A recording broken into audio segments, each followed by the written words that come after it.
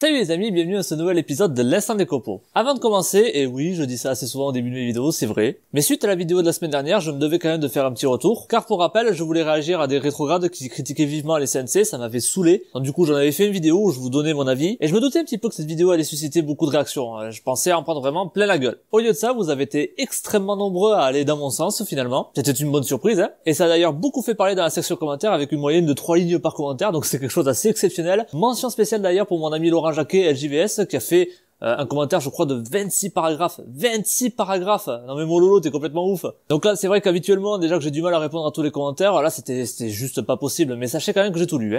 Bref, ceci étant dit, passons au sujet du jour. Vous l'aurez remarqué si vous me suivez depuis un petit moment, et puis d'ailleurs je l'avais annoncé, mais j'ai depuis peu un gros tour à bois dans mon atelier. Alors c'est un tour à bois que j'ai acheté, voilà, bon alors vous savez, je suis copain avec les gars de chez D'Amato, donc forcément, je vous avoue que j'ai des prix, voilà, c'est comme ça, au moins c'est dit. Ça m'a donné l'occasion de m'équiper d'un tour à bois à pas trop cher finalement. C'est l'entrée de gamme chez eux, du coup, c'est la qualité d'un entrée de gamme. Et je me suis dit que quand même, ça serait l'occasion de pouvoir me mettre un petit peu au tournage sur bois, sérieusement je veux dire. Donc j'ai sauté le pas et je m'en suis acheté un. Vous l'avez remarqué dans les dernières vidéos, vous avez été assez nombreux à me demander un avis et un retour sur cette machine. D'ailleurs vous avez été aussi nombreux à me demander un retour sur la vie globale des D'Amato machines, ça je ferai une vidéo vraiment consacrée à ça, quand je sais pas trop, prochainement j'imagine. Mais du coup aujourd'hui, voilà, je vous parle vraiment spécifiquement de ce tour à bois et on va l'essayer ensemble. Allez, l'instant des copos, c'est parti! Déjà pour commencer, et comme je l'avais dit au début de la vidéo, ce n'est pas un tour à bois très haut de gamme. Il y a donc dû y avoir des compromis techniques à faire sur cette machine, voilà, c'est comme ça. Mais déjà au niveau de la solidité, c'est pas trop mal quand même, il est plutôt stable, ça a été plutôt une bonne surprise pour moi, et il est livré quand même avec quelques accessoires plutôt sympas, notamment son mandrin que je trouve vraiment super. Il est livré aussi d'ailleurs avec quelques petits accessoires. Sinon globalement, je le trouve plutôt bien construit. Seul gros défaut à mon avis sur ce tour à bois, c'est le porte-outil, qui est un petit peu fragile et qui a tendance d'ailleurs à se dérégler quand on commence à transformer un carré en rond. Ça tape un petit peu, donc forcément, ça tremble et ça a tendance à se desserrer un petit peu. Sinon pas de gros soucis majeurs, le moteur est assez puissant pour faire des petits tournages. Ah si, il y a quand même un souci, cette machine est équipée de 4 vitesses, donc il faut changer manuellement la courroie de place, mais je n'ai pas trouvé le moyen de la desserrer, ou alors peut-être qu'il faut le faire en forçant justement, je ne sais pas trop, je n'ai pas trop compris. Quoi qu'il en soit, la vitesse à laquelle est réglée de base la machine me convient, donc j'ai quand même pu faire quelques tournages. En voici quelques-uns.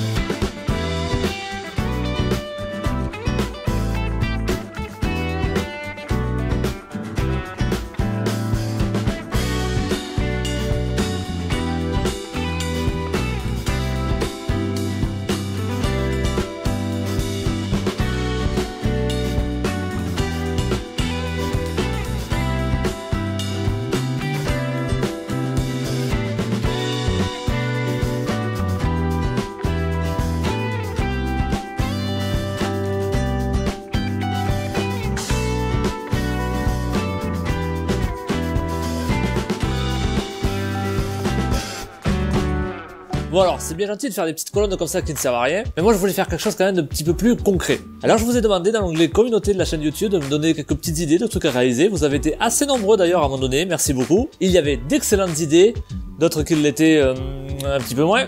Dans tous les cas, je vais en réaliser quelques-unes maintenant, et en musique. J'espère que ça vous plaira, prenez un petit café, détendez-vous, et profitez.